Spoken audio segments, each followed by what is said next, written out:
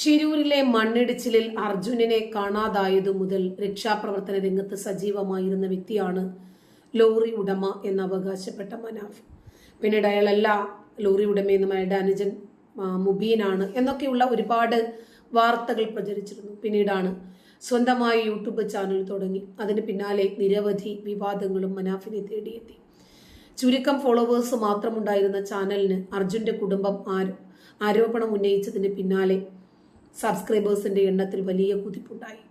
ഒരു ദിവസം കൊണ്ട് 10,000-ൽ നിന്നും 1,00,000 പേരാണ് ചാനൽ പിന്തുടർന്നത്. അർജുന് വേണ്ടി നടത്തിയ രക്ഷാപ്രവർത്തനത്തിന്റെ വിവരങ്ങൾ മനാഫ് തുടക്കത്തിൽ പങ്കുവച്ചിരുന്നതെങ്കിൽ ഇപ്പോൾ ചാരിറ്റി പ്രവർത്തനങ്ങളുടെ വിവരങ്ങളാണ് യൂട്യൂബ് ചാനലിലൂടെ നൽകിക്കൊണ്ടിരിക്കുന്നത്. നിലവിൽ 5.29 ലക്ഷം പേരാണ് ചാനൽ സബ്സ്ക്രൈബർമാരായിട്ടുള്ളത്. ചാനലിലൂടെ ലഭിക്കുന്ന വരുമാനം സംബന്ധിച്ചും മനാഫ് കാര്യങ്ങൾ വ്യക്തമാക്കി. കഴിഞ്ഞ ദിവസം നടത്തിയ യൂട്യൂബ് ലൈവിലാണ് ഇക്കാര്യം പറഞ്ഞത്. കഴിഞ്ഞ ദിവസം ഒരു യൂട്യൂബർക്ക് വരുമാനം കാണിച്ചു കൊടുത്തെന്നും അയാൾ തെറ്റായിട്ടാണ് വീഡിയോയിൽ പറയുന്നതെന്ന് മനാഫ് പറഞ്ഞു. എൻ്റെ യൂട്യൂബ് വരുമാനം വെച്ച് ഒരാൾ വീഡിയോ ചെയ്തിട്ടുണ്ട്. അതിൽ പറയുന്നത് $13,000 ഉണ്ടെന്നാണ്. 83 വെച്ച് കണക്ക് കൂട്ടിയാൽ എത്ര ലക്ഷം വരും? അയാൾക്ക് തെറ്റിയതാണെന്ന് അദ്ദേഹം പറഞ്ഞു. ഞാൻ യൂട്യൂബിൽ വരുമാനം രൂപയിലാണ് സെറ്റ് ചെയ്തു വച്ചിരിക്കുന്നത്. പലരും അത് ഡോളറിലാണ് ചെയ്തിരിക്കുന്നത്. ഞാൻ തിരുത്തുകയാണ്. 13,000 രൂപയാണ് യൂട്യൂബ് വരുമാനമെന്നും ഇപ്പോൾ ചില്ലറ കൂടി എന്നിങ്ങനെ മനാഫ് വരുമാനം വിശദീകരിക്കുന്നുണ്ട്. ആപ്പ് ഉണ്ടാക്കുന്നതിനെ പറ്റിയും ലോറി വിൽക്കുന്നതിനെ പറ്റിയും ഒക്കെ മനാഫ് വീഡിയോയിൽ പറയുന്നുണ്ട്. 5 ലക്ഷം രൂപയ്ക്ക് ഏറ്റവും കുറച്ച് ആര് ആപ്പ് ഉണ്ടാക്കി തരുമെന്ന് ചോദിച്ചിട്ടായിരുന്നു വീഡിയോ വന്നത്. കുറഞ്ഞ വിലയ്ക്ക് ആളെ കിട്ടിയെന്ന് പിന്നീട് മനാഫ് തന്നെ പറഞ്ഞു.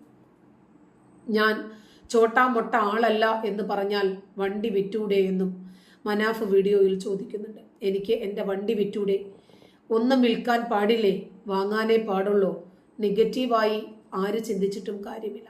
ഞാൻ ഇവിടെ തന്നെ ഉണ്ടാകും എന്ന് മനാഫ് വീഡിയോയിൽ പറയുന്നുണ്ട്. മനാഫ് എവിടെ പോയാലും നമ്മളെ സംബന്ധിച്ചിടത്തോളം അത് വിഷയമല്ല.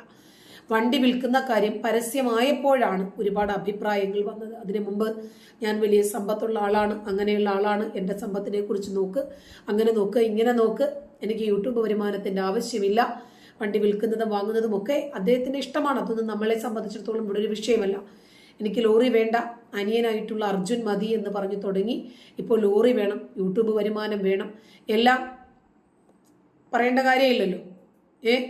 സത്യസന്ധമായി ഇതിന്റെ പിന്നിൽ മനാഫ് എന്തായിരുന്നു എന്ന യാഥാർത്ഥ്യം ഇപ്പോൾ പുറത്തു വന്നുകൊണ്ടിരിക്കുന്നു. ഇവിടെ എനിക്കൊരു പ്രതിഷേധമുള്ളത് ഈ വിഷയത്തിൽ. ഞാൻ എൻ്റെ വാപ്പച്ചി ആനപ്പുറത്തിരുന്നത് കൊണ്ട് എൻ്റെ മൂലത്തിൽ തഴമ്പുണ്ടെന്ന് ഞാൻ എവിടെയും അവകാശപ്പെട്ടിട്ടില്ല.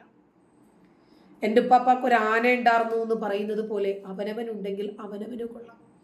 എൻ്റെ വാപ്പച്ചി നല്ല സാമ്പത്തിക കുടുംബത്തിൽ ജനിച്ച ആളാണ് എന്ന് കരുതി ഞാൻ വളർന്നു വന്ന പശ്ചാത്തലം വളരെ ദാരിദ്ര്യ നിർഭരമായിരുന്നു. അത് പറയാതെ പറ്റില്ലല്ലോ. പക്ഷെ ഞാനെങ്ങും അവകാശപ്പെട്ടിട്ടില്ല. എനിക്കൊരു സാമ്പത്തിക ബുദ്ധിമുട്ട് വന്ന സമയത്ത് എനിക്കൊരു ബൈക്ക് ഉണ്ടായിരുന്നു. അത് വിൽക്കാൻ ശ്രമിച്ചപ്പോൾ കുറെ പൊറോട്ട കെട്ടുകാരായ ആളുകൾ വന്നിട്ട് ജാമിദായ്ക്ക് അള്ളാഹു കൊടുത്ത ശിക്ഷ കണ്ടോ എന്ന് വീഡിയോ ചെയ്തു. അല്ല, ആ ഊളന്മാരൊന്നും മനാഫിന് അള്ളാഹു കൊടുത്ത ശിക്ഷയെ കുറിച്ച് കാണാത്തത് എന്താ?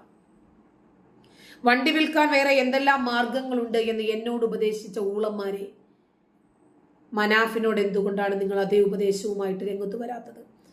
യുക്തിവാദി വണ്ടി വിൽക്കുമ്പോൾ, ഇസ്ലാം മതത്തിൽ നിന്നും പുറത്തു വന്ന ഒരാൾ വണ്ടി വിൽക്കുമ്പോൾ അവർക്ക് അള്ളാഹു കൊടുത്ത ശിക്ഷയും, വിശ്വാസിയായിരിക്കുന്ന നന്മമരം ഇക്കാക്ക വണ്ടി വിൽക്കുമ്പോൾ അത് നന്മയുടെ പ്രതീകവും അല്ലേ?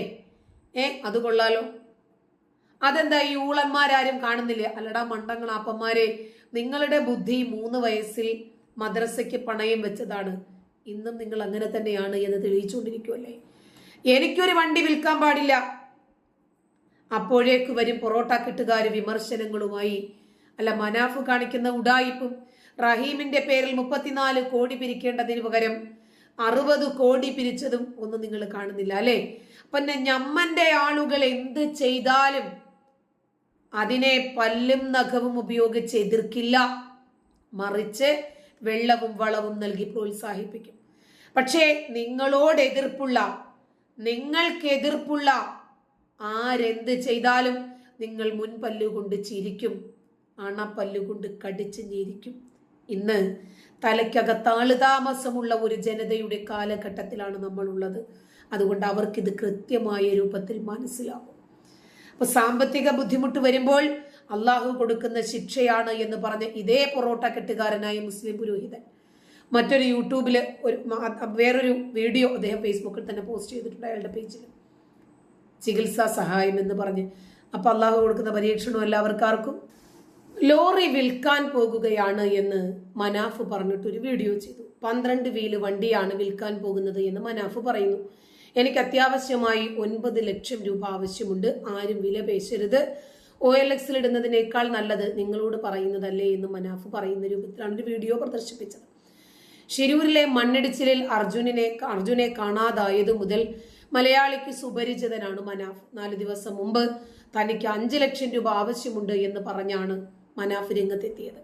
ചാരിറ്റി ആപ്പ് നിർമ്മിക്കാനാണ് പണമെന്നാണ് പറഞ്ഞത്. ചാരിറ്റിയായി വരുന്ന പണത്തെ പറ്റി അറിയാൻ ആപ്പ് സഹായിക്കുമെന്നും പറഞ്ഞിരുന്നു. നിലവിൽ 5 ലക്ഷത്തിലധികം സബ്സ്ക്രൈബേഴ്സ് ഉള്ള മനാഫിന്റെ യൂട്യൂബ് ചാനൽ, സോഷ്യൽ മീഡിയയിൽ ഫാൻസ് അസോസിയേഷൻ അടക്കം മനാഫിനുണ്ട്.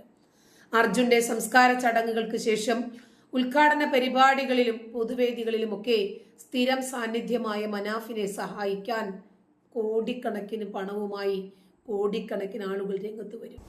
ഇനി പൊറോട്ട കെട്ടുകാരായ ഉസ്താദുമാർക്കാണെങ്കിൽ അവർക്കും സഹായിക്കാൻ എമ്പാടും ആളുകളുണ്ട്. ഇന്നലെ ഒരു ഉസ്താദ് വന്നിട്ട് നബി വന്നു, എൻ്റെ ഇവിടെ ഉമ്മ വെച്ചു, എൻ്റെ ഇവിടെ ഉമ്മ വെച്ചു, എൻ്റെ ഇവിടെ ഉമ്മ വെച്ചു, എൻ്റെ ഇവിടെ ഉമ്മ വെച്ചു, എനിക്ക് 3 കോടി രൂപ 300 ഏക്കർ സ്ഥലം 3 ഏക്കർ സ്ഥലമോ എങ്ങാണ്ട് തരാൻ നബി ആളെ അയക്കുമെന്ന് എന്നോട് പറഞ്ഞത് എന്നൊക്കെ പറഞ്ഞിട്ട് വളരെ തന്ത്രപൂർവം സാധാരണക്കാരന്റെ ഭക്തിയെ ചൂഷണം ചെയ്യുന്നുണ്ടായിരുന്നു.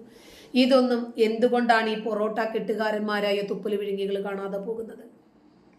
കാരണം ആരാൻ മറ്റുള്ളവർ അധ്വാനിച്ചുണ്ടാക്കിയ അവര് തുപ്പല് തൊട്ട് എണ്ണി വയ്ക്കുന്ന പണം കവർന്ന് തിന്നുന്നവരാണിവര്.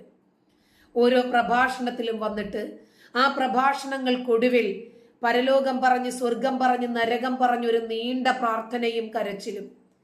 ആളുകൾ കഴുത്തിലുള്ളതും കാതിലുള്ളതും കയ്യിലുള്ളതും ഒക്കെ ഊരിയ ബക്കറ്റിനകത്തിടും. ഇങ്ങനെ മറ്റുള്ളവർ അധ്വാനിച്ചുണ്ടാക്കുന്നത് വളരെ തന്ത്രപരമായി പിടിച്ചെടുത്തും തട്ടിയെടുത്തും ജീവിക്കുന്ന ഈ കൂട്ടർ ഞാനൊരു വണ്ടി വിൽക്കാൻ ശ്രമിച്ചപ്പോൾ കൃത്യമായ രൂപത്തിൽ വിമർശനവുമായി രംഗത്ത് വന്നു. അതിനെതിരെയും ഉസ്താദുമാർ വന്നു കേട്ടോ, അവരുടെയൊക്കെ വീഡിയോകൾക്കെതിരെ. അതായത് ജാമിദായ്ക്കു മാത്രം അല്ലാഹു കൊടുത്ത ശിക്ഷ 12 വീലുള്ള വണ്ടി മനാഫ് വിൽക്കാൻ ശ്രമിച്ചപ്പോൾ ഇത് ഏത് ഗണത്തിൽ വരും ഉത്താതെ? മനാഫിനെ സഹായിക്കാനാണോ ആളില്ലാത്തത്?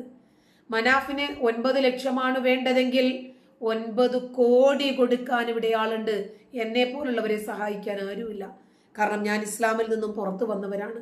യുക്തിവാദികൾക്കാണെങ്കിൽ അങ്ങനെ എന്തെങ്കിലും സഹായം ചെയ്ത് പരലോകത്ത് നിന്ന് പടച്ചവൻ ഒരു സ്വർണ്ണക്കിഴി കൊടുക്കാനുമില്ല, ഹൂറികളെ കൊടുക്കാനുമില്ല. ഞാൻ ആരോടും ചോദിക്കാനോട്ട് പോകാറുമില്ല. അങ്ങനെ വരുമ്പോൾ ഏത് ഗണത്തിൽ വരും ഉസ്താദേ? അള്ളാഹുവിന്റെ ശിക്ഷയുടെ ഗണത്തിൽ തന്നെ വരുമോ? ഉളുപ്പില്ലടോ നിനക്കൊക്കെ. നന്ദി.